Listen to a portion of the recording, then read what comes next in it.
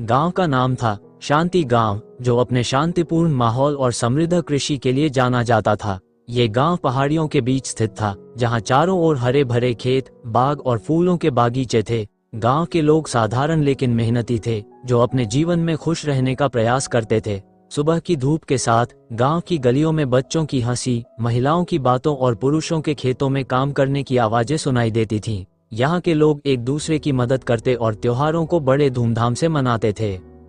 मोहन, गांव का चतुर व्यापारी, जिसे अपने व्यापारिक कौशल के लिए जाना जाता था, वह अपने ग्राहकों को संतुष्ट करने में विश्वास करता था और उनके लिए उच्च गुणवत्ता वाले उत्पाद लाने की कोशिश करता था।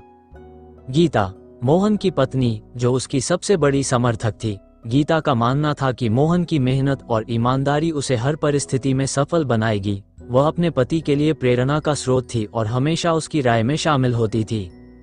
दादाजी, गांव के सबसे बुजुर्ग व्यक्ति, जिनके पास ज्ञान और अनुभव की कोई कमी नहीं थी। वे हमेशा गांव वालों को सही मार्गदर्शन करते थे और उनकी कहानियां सुनाकर बच्चों को प्रेरित करते थे। मोहन ने व्यापार की शुरुआत तब की जब उसने देखा कि गांव में अच्छे उत्पादों की कमी थी। उसने सोचा कि यदि वह अनाज, फल और सब्जियां बेचना शुरू करे तो वह गांव वालों की जरूरतों को पूरा कर सकता है। मोहन ने अपनी बचत का उपयोग करके एक छोटी सी दुकान खोली। उसने अपनी दुकान में ताज़ा फल, सब्जियां और अनाज बेचना शुरू किया। हालांकि व्यापार में चुनौतियां भी थीं।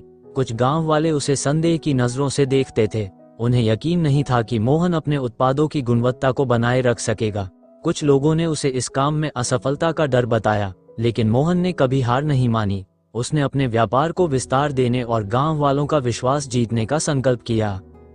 मोहन का सपना था कि वह अपने व्यापार को एक बड़ी ऊंचाई तक पहुंचाए। उसने न केवल गांव में बल्कि अन्य शहरों में भी अपने उत्पादों को बेचने का विचार किया। वह जानता था कि इसके लिए उसे मेहनत करनी होगी और हर चुनौती का सामना करना होगा। मोहन ने अपने व्यापार को बढ़ाने के लिए एक नई योजना बनाई। उसने आसपास के गांवों में भी अपने उत्पादों को पहुंचाने का निश्चय किया। इसके लिए उसने कुछ स्थानीय किसानों के साथ साझेदारी की। उसने उन्हें बताया कि अगर वे उसके साथ मिलकर काम करें तो वे भी अपने उत्पादों को बेहतर दाम पर बेच सकते हैं। मोहन ने गांव वालों को अपने व्यापार में शामिल किया। उन्होंने बताया कि वे भी उसके साथ मिलकर अपने उत्पादों को बेच सकते हैं। इससे गांव के लोगों को भी लाभ हुआ और मोहन के व्यापार ने तेजी से विकास किया।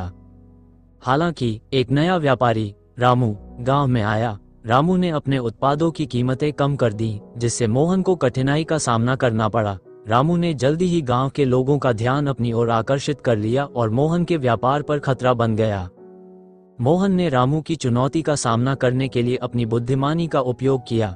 उसने गांव वालों को समझाया कि गुणवत्ता सबसे महत्वपूर्ण है, न कि केवल कीमत। वह जानता था कि अगर वह अपने उत्पादों की गुणवत्ता को बनाए रखेगा तो लोग उसे स्वीकार करेंगे। मोहन ने अपने उत्पादों की गुणवत्ता पर ध्यान केंद्रित किया। उसने गांव वालों को उच्च गुणवत्ता के फल और सब्जियां प्रदान की। उसने ये सुनिश्चित किया कि उसके पास केवल ताज़ा और उच्चतम गुणवत्ता के उत्पाद हों। इसके परिणामस्वरूप ग्राहक उसकी ओर आकर्षित होने लगे। धीरे धीरे मोहन के प्रयास रंग लाने लगे। गांव के लोग उसकी गुणवत्ता की सराहना करने लगे। वे जानने लगे कि मोहन के उत्पाद हमेशा ताज़ा और स्वस्थ होते हैं। रामू का व्यापार कमजोर होने लगा और उसने गांव छोड़ने का फैसला किया।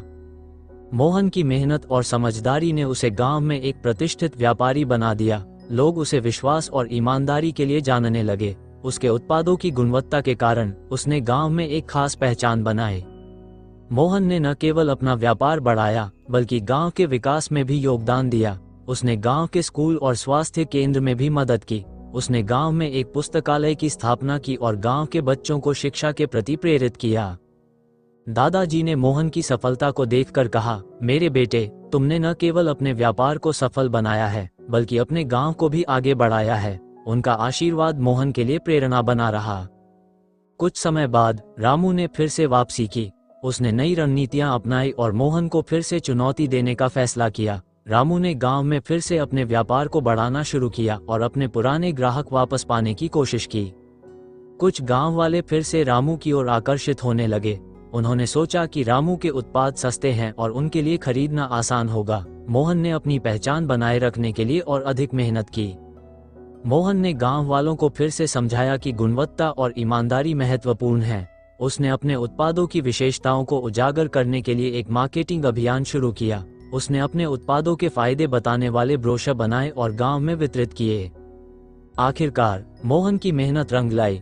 गांव के लोग उसकी ईमानदारी और गुणवत्ता को समझ गए और मोहन का व्यापार फिर से फलने फूलने लगा। उसकी दुकान पर लोगों की भीड़ बढ़ गई और ग्राहक उसकी गुणवत्ता की प्रशंसा करने लगे।